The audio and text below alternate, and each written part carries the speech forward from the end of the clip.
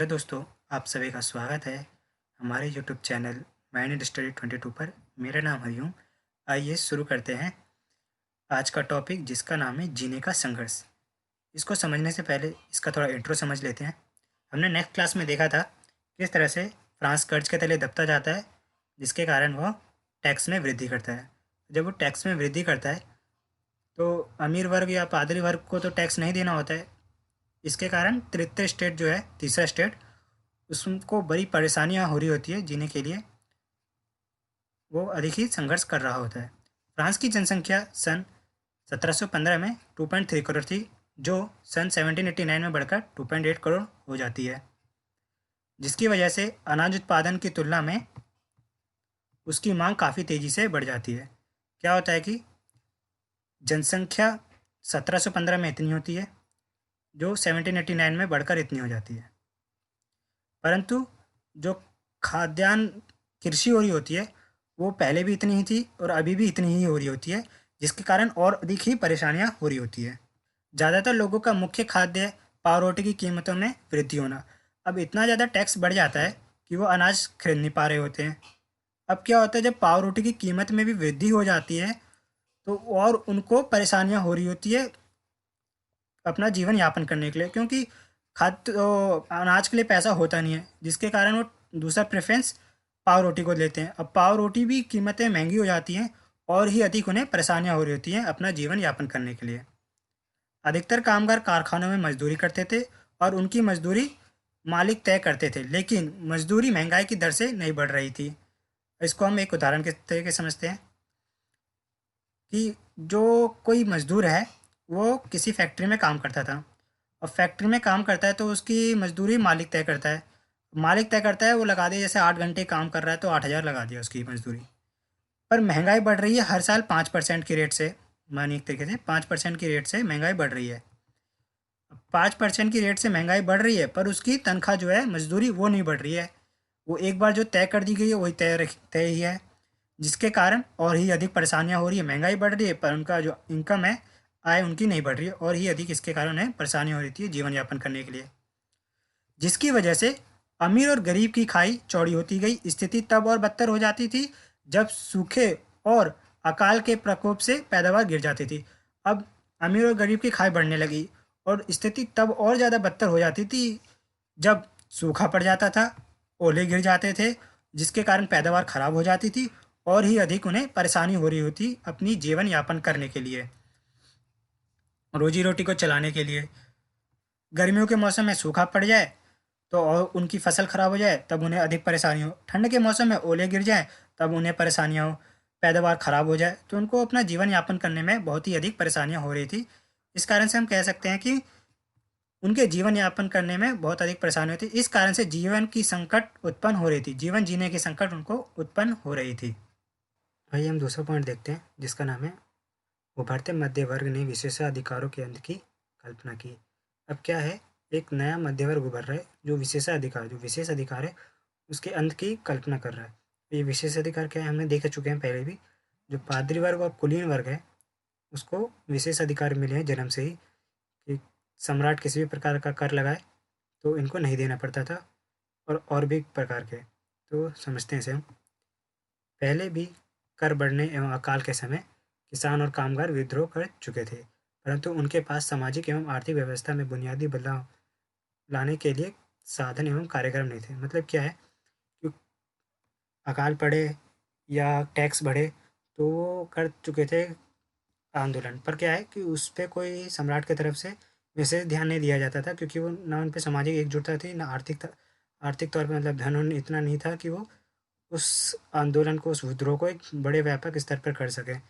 जी, अब क्या होता है, इस जिम्मेदारी तीसरे स्टेट के तब क्या होता है, ये जिम्मेदारी तीसरे स्टेट के उन समूहों ने उठाई जो समृद्ध और शिक्षित थे और ये नए विचारों के संपर्क में थे। मतलब क्या है, अब जो तीसरा स्टेट था, हमने देखे थे तीसरे स्टेट के बारे में समझ चुके हैं पहले भी, तो इसकी जिम्मेदारी तीसरा स्टेट उठाता है। इसकी जिम्मेदारी जो है वो तीसरा स्टेट उठाता है, क्योंकि वो शिक्षित भी होता है और समृद्ध भी होता है आंदोलन करने के लिए, और नए नए विचारों के संपर्क में भी होता है, क्योंकि जो भी नए प्रकार के विचार होते हैं उनके संपर्क में भी होता है कि वो किस प्रकार से राजतंत्र को ख़त्म कर सकता है, सम्राट तंत्र को ख़त्म कर सकता है। 18वीं सदी में एक नए सामाजिक समूह का उदय हुआ जिसका नाम मध्य वर्ग है। अब ये जो मध्य वर्ग है 18वीं सदी में उदय हुआ था इसका नाम क्या है? मध्य वर्ग है। इस वर्ग ने फैलते समुद्र व्यापार और ऊनी रेशमी वस्त्रों के उत्पादन के बल पर संपत्ति अर्जित की। मतलब ये जो वर्ग है ना, समुद्री व्यापार करता था और ऊनी और रेशमी वस्त्रों के उत्पादन के बल पर संपत्ति अर्जित की। मतलब इन सब का व्यापार करके ये दूरगामी व्यापार करता था और इसने अपना संपत्ति अर्जित की, जैसे ये समृद्ध हो सका, अपना आर्थिक स्थिति को संभाल सका और ये आगे भी किसी प्रकार के विद्रोह में भाग लेने के लिए मतलब पीछे से बैक सपोर्ट इसको थी। तीसरे स्टेट में इन सौदागरों एवं निर्माताओं के अलावा प्रशासनिक सेवा व वकील जैसे पेशेवर लोग भी थे। अब क्या है, ये जो तीसरा स्टेट है हम देख चुके हैं, तीसरे स्टेट में वकील और अदालती कर्मचारी भी थे। तो इसमें क्या होता है, इनके अलावा ये व्यापारी, इन सब के अलावा भी एक वर्ग है जो शिक्षित है, वकील है, अच्छा पढ़ा लिखा है, वो भी हैं।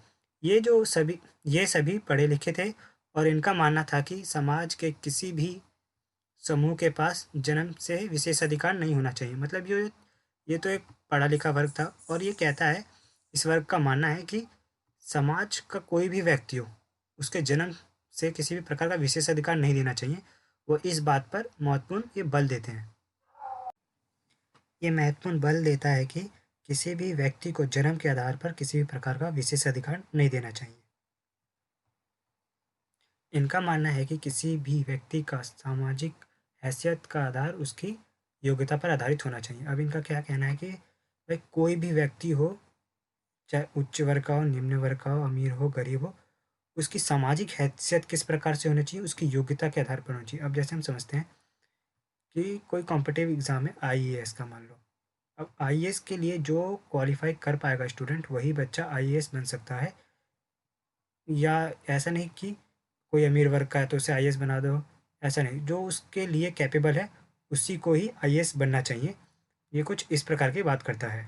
स्वतंत्रता, समान नियमों तथा समान अवसरों के विचार पर आधारित समाज की यह परिकल्पना जॉन जॉक रूसो जैसे दार्शनिकों ने प्रस्तुत की। मतलब ये है कि जो समानता हो, समान नियम हो, समान अवसर सबको मिले, ये सभी की बात जॉन जॉक रूसो जैसे समाज के दार्शनिकों ने की है उस समय के।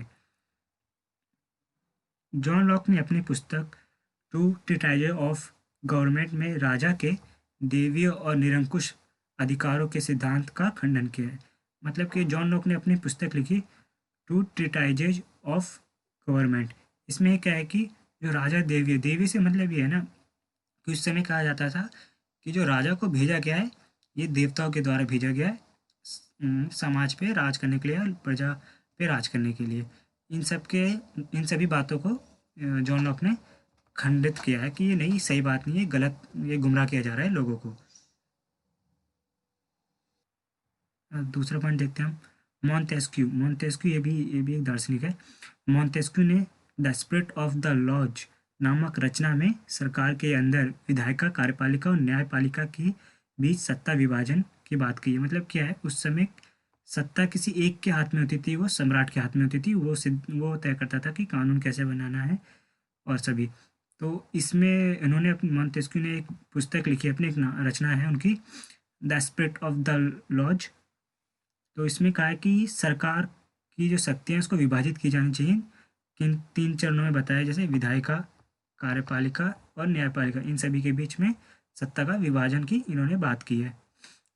जब यूएसए में 13 औपनिवेशिक ने ब्रिटेन से खुद को आज़ाद किया जब यूएसए में 13 उपनिवेशों ने ब्रिटेन से खुद को आज़ाद घोषित कर दिया तो वहाँ इसी मॉडल की सरकार बनी। मतलब ये जब हमने पढ़ा था फर्स्ट पार्ट में कि किस प्रकार फ्रांस ने मदद की थी अमेरिका की उसके 13 उपनिवेशों को ब्रिटेन से आज़ाद कराने के लिए। तो जब वो ब्रिटेन आज़ाद हुआ तब उसने इन्हीं मॉडल, ये जो विधायिका, कार्यपालिका और न्यायपालिका और ये स्वतंत्रता, समान नियमों और समान अवसरों, इन सब के मॉडल पे ही आधारित उनकी सरकार बनी, मतलब संवैधानिक सरकार बनी। मतलब यह है कि वहाँ पे संविधान को अपनाया गया, राजतंत्र को नहीं। अब हम नेक्स्ट पॉइंट देखते हैं। दार्शनिकों के इन विचारों पर काफ़ी हाउस और सैलॉन की गृहस्थियों में गर्मा गर्मी बहस हुआ करती थी। मतलब ये कि जो दार्शनिक ये सब अपना सिद्धांत जो देते थे, उनके जो विचार हुआ करते थे, तो इन सब पर काफ़ी ही बहसा बहसी हुआ करती थी। जो ये विचार देते थे, जैसे इन्होंने बात की कि भाई ये कर दिया जाए, समानता लाई जाए, स्वतंत्रता लाई जाए, सभी लोगों को समान अवसर दिए जाए। ये सभी जो बातें हुआ करती थी, इन सब पर कुछ ज़्यादा ही बहस हुआ हो जाती थी।